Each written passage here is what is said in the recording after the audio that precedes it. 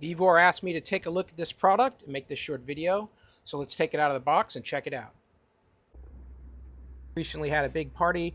Lots of glasses were purchased for the party and needed to be cleaned up afterwards. We had hundreds of them. So using this product from VEVOR to clean glasses was super awesome. You just put it down into the sink, fill the sink up to the water line, and under the water there'll be these spinning brushes that you can use to take each and every glass and scrub the insides and scrub the bottoms perfectly. It does a lot of movement of the water, keeps the soap nice and bubbly, and it's very easy to go through hundreds of glasses really quickly. This is a commercial style unit.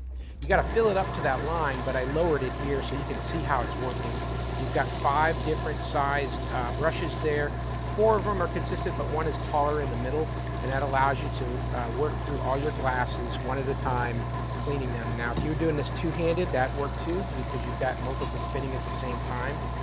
But with this China here, we just figured we'd do one at a time. It works really good. Small glasses, tall glasses, just rinse them off, clean up the insides, rinse again. It'd be good to have a nice clean sink next to this one to do the rinse. That would have made it a little simpler for us. The unit itself, really quality.